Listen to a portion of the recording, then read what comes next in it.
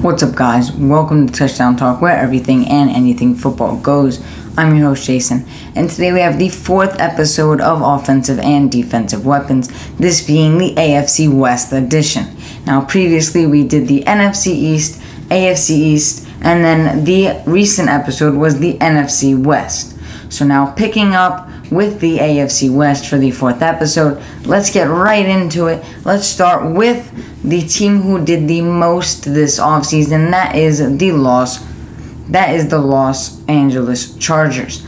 Now, with the Chargers, I have, as you can see here, Justin Herbert, Austin Eckler, Mike Williams, Keenan Allen, Jalen Guyton, and Gerald Everett.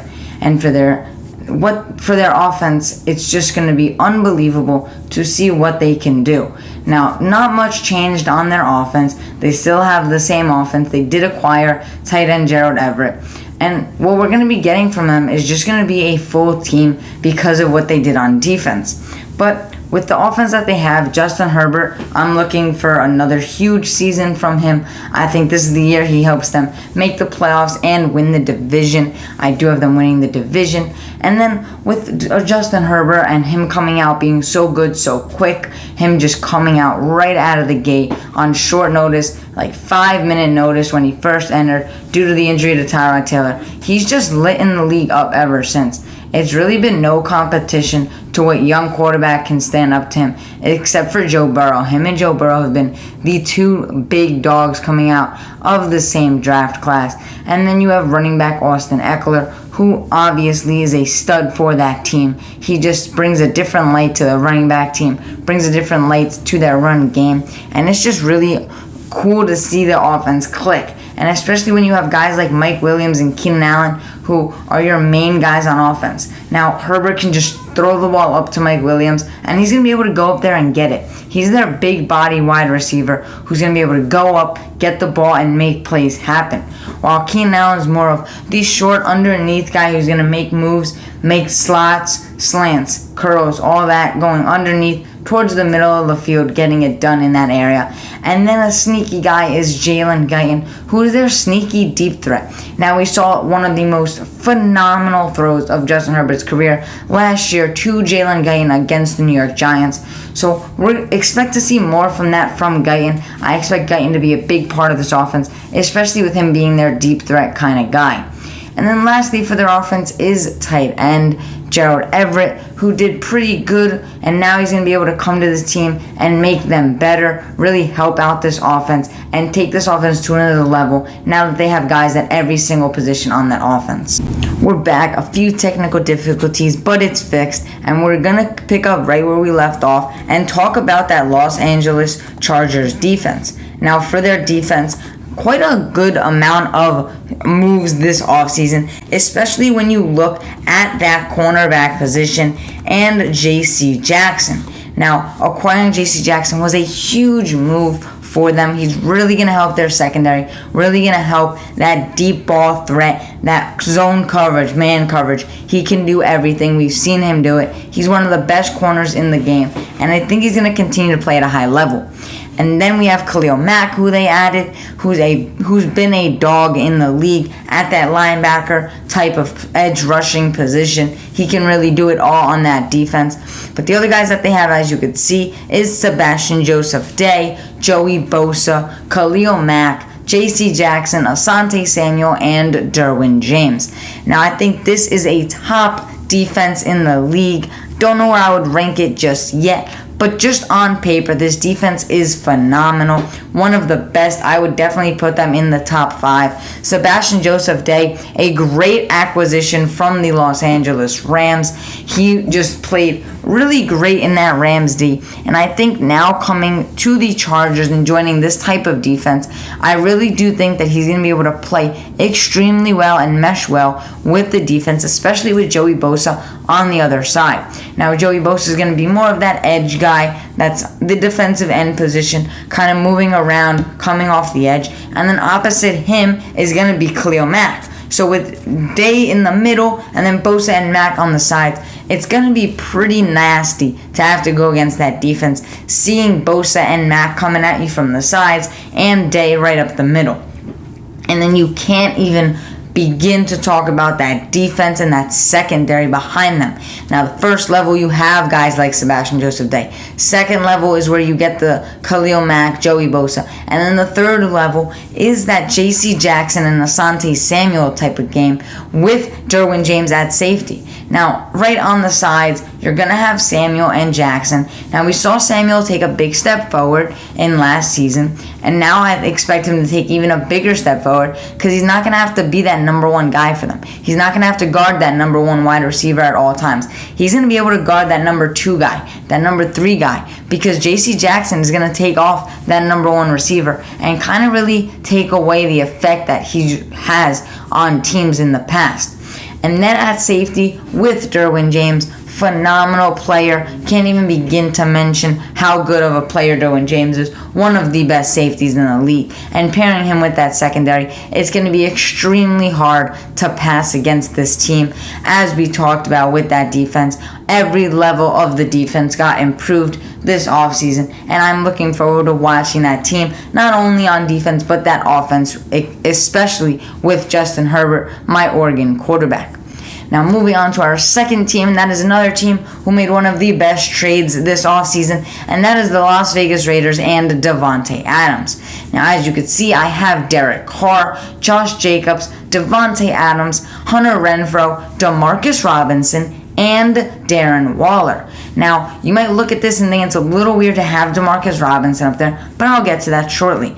Now, starting at quarterback, which we always start at, and that's Derek Carr. I think this is the year, if any year, where we seek an MVP type of season from Carr. He got one of his best friends and former college teammate Davante Adams, the best receiver in the NFL, hands down. You could put other guys in that conversation, like Cooper Kupp, like now Justin Jefferson could be in that conversation. Some people are throwing Jamar Chase up there just already. But Davante Adams is hands down the number one guy in the NFL. Now, you could make arguments for the rest, but I think it's Davante Adams. So Derek Carr has his number one guy with Adams. He also has Hunter Renfrow, who's been his number one slot guy, who he's been able to throw the ball to on crucial plays. And you can't forget Darren Waller, who's been phenomenal top 3 tight end for Derek Carr. So he has all the cards on the table this season. They're throwing it all in for Derek Carr, kind of like the Dolphins did for Tua, and all these other teams who just grabbed weapons, like the Broncos did by bringing in Russell Wilson, the Eagles by bringing in A.J. Brown. So a lot of these teams putting all their trust into their quarterback, and that is what the Raiders did. And don't forget their running back, Josh Jacobs. Now, Josh Jacobs has been a pretty good running back. He's up there in the top in the league. Now, he's not the best of the best. He's not up there with Derrick Henry and with Jonathan Taylor or Nick Chubb, but he's up there in like the second, third tier of the league. But when you look at Josh Jacobs and see what he can do, I think he's going to be pretty good this season, especially with guys like Kenyon Drake next to him in the backfield. Now, you might be asking why Kenyon Drake isn't on this list. I put Demarcus Robinson on the list instead of Kenyon Drake. It was kind of a throw-up for me, but I saw what Demarcus Robinson was able to do with the Chiefs, so I think this season he's going to be able to take that extra step forward, being the third guy on the roster instead of the fourth or fifth guy that he was in Kansas City. And then when we get to the receivers, we already talked about Hunter Renfrow and Davante Adams, now talking about Demarcus Robinson. And lastly, our tight end for the Raiders, and that is Darren Waller. Now, I mentioned Waller just a little bit before, but Darren Waller is one of the best tight ends in the league. Just seeing what he can do, he has the build of a tight end with the speed of a receiver and the talent of a receiver. And I just think that the explosiveness of Waller, mixed in with the slot ability of Renfrow, mixed in with Adams being Davante Adams, I think it's just going to mesh really well for this offense and for the Raiders this season. Now, moving on to their defense, a bit of a change on defense, and one of the guys who I think is a big underdog, and that is Bilal Nichols. Now, next to him is going to be Max Crosby and Chandler Jones. Along them is going to be the secondary with Trayvon Mullen, Trayvon Moehrig, and Jonathan Abram. Now, I did start with Bilal Nichols because I think he's an underrated guy. I think him at that nose tackle position, he's still kind of young. He's still in his early days in the NFL. And I just think that nobody's really put respect on his name like he should have because of what he's been able to do. Now, we saw him in Chicago. Now coming over to the Raiders, I think he's in for a good season. The next up, we have Max Crosby and Chandler Jones. Now, I'm packaging these two together because they're just monsters at that position. And they're going to be on different sides. So kind of like the Chargers where they have Day up the middle and then Bosa and Mack on the sides. Same thing here with the Raiders. Nichols up the middle with Crosby and Jones on the side. And it's just going to create a massive thing for offense to look at. Because not only do you have to worry about Max Crosby, who offense is looked at in film, but now you throw in Chandler Jones on that team and Bilal Nichols in the middle. So it's going to be a crucial part for the Raiders for this defense to click.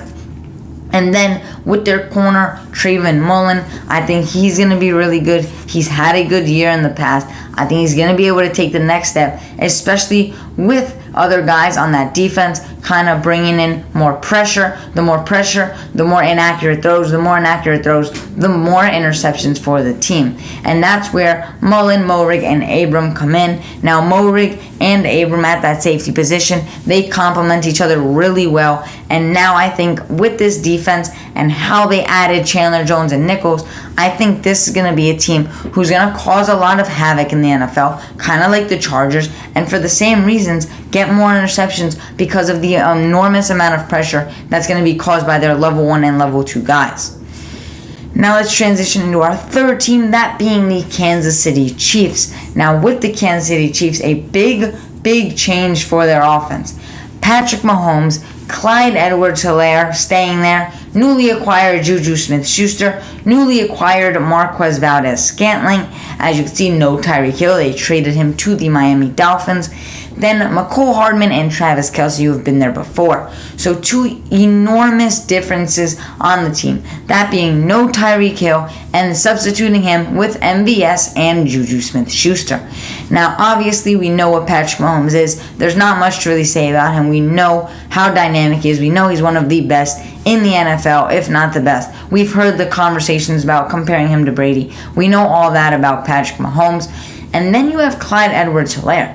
Now, Clyde Edwards-Helaire kind of had an up and down career in the NFL so far. Not off to a great start, but I think this year could be a type of make or break year for Clyde Edwards-Helaire. Now, he's going to have to step up, especially without Tyreek Hill there and without that speed on the offense. Now, yes, Juju and MVS are good wide receivers, but not Tyreek Hill level. Now, I personally like Juju as a receiver. I think he's a good receiver.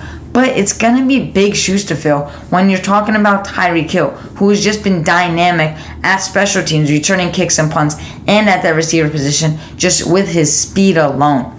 So I think Clyde Edwards-Helaire, kind of a breakout year for him if he could be able to do it.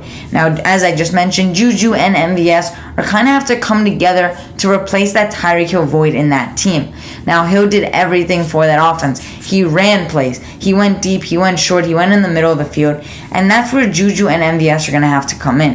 Now, MVS, we've seen him go deep for the Green Bay Packers. And Juju's kind of that mid-range kind of guy, which leaves me Cole Hardman to use his speed maybe at a couple underneath plays and then be able to use his speed like Tyreek Hill did. And then that's their offense for them. And, of course, Travis Kelce, one of the best tight ends in the league. Now, as I mentioned with the San Francisco 49ers and George Kittle, him and George Kittle are a toss-up 1 and 2 wherever you want to put each of them. Now, moving on to their defense, where their defense is a little bit different. Now, biggest difference is, as you can see, no Tyrann Mathieu, but instead Justin Reed.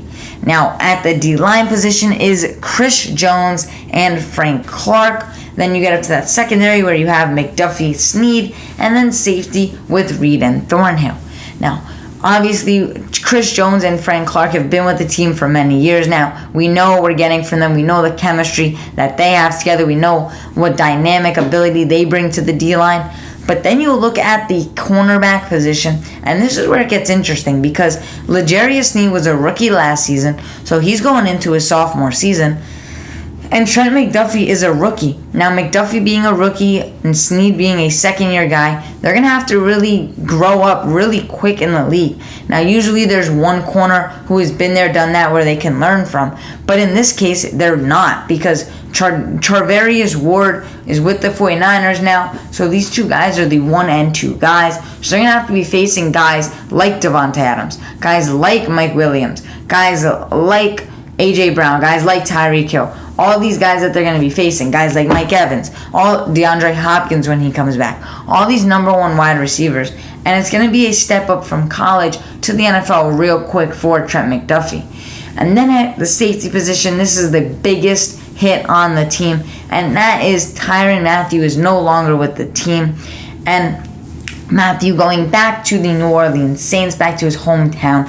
I think it's going to be a change for the Chiefs, especially since he was not only their leader on the field, not only their leader in the locker room, not only their leader at that position, but their leader off the field. And where everyone needed him, he was the leader all the time for the team. Now, I love Tyrann Mathieu. He is one of my favorite players in the NFL. My favorite safety, one of my favorite safeties. I would put him up there for myself. He's probably number 1 or 2 on my list for my personal reasons.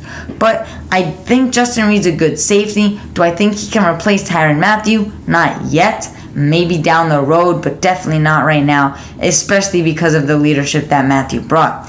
Now, don't get me wrong, Justin Reid is a good safety. He's a good player. He's going to fit the team well, bring a lot to the team. And then Juan Thornhill, who I'm a big fan of. I think Thornhill and Mathieu were a great duo. Now, I'm going to love to see him kind of take into his own and take that number 1 role and really lead that team with Justin Reid. So, as we can see, we have one team left, and that is the Denver Broncos. Now, last but not least, the Broncos led by newly acquired quarterback Russell Wilson. Now, Russell Wilson is accompanied by running back Javonte Williams and Melvin Gordon, along with wide receivers Courtland Sutton, Jerry Jeudy, and Tim Patrick. Now, the biggest thing that stands out here is no Noah Fant for the Broncos. He was traded to the Seattle Seahawks in the Russell Wilson deal. Now, when you look at this offense and you see the running back position, Javonte Williams is an enormous gain for the team. He really broke out last season, and I'm looking forward to him taking that number 1 role to another level. Now, yes, Melvin Gordon's still there, but he's kind of the veteran presence, the older guy. Now, when you look at Javonte Williams, he's that new shiny piece to the offense. The sophomore running back, the speed, the strength, the mobility, everything you would want in a running back, Javonte Williams has. And then at the receiver, now Russell Wilson has 3 wide receivers: Sutton, Jeudy, and Patrick. Tim Patrick's kind of like that deep threat guy where you could throw the ball long, throw the ball in the back of the end zone. He's going to be your guy at that position, at that rate when you're looking at an offense. And then you look at other guys like Jeudy and Sutton. Sutton's kind of your bigger type of wide receiver. He's your jump ball kind of guy. And then Judy's kind of like your every down guy, your every kind of play guy. He can go short, he can go middle, he can go deep. And that's kind of what Russell Wilson's going to use most, in my opinion.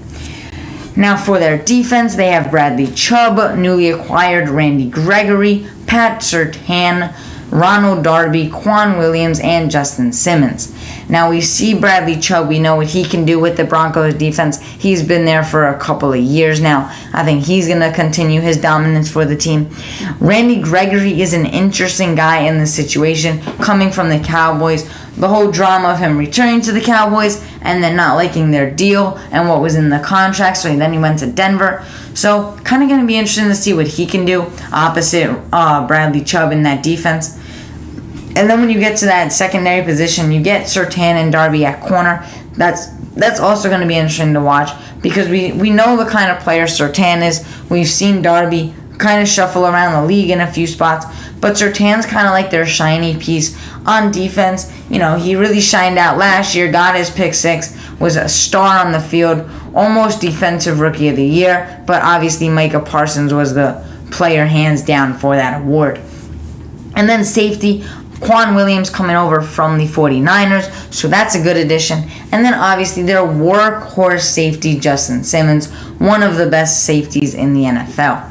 So not a bad team, but when you look at the Chargers and the Raiders, the Chiefs and Broncos this offseason kind of slid down just because the Broncos did acquire Russell Wilson, but the Raiders acquired Devontae Adams.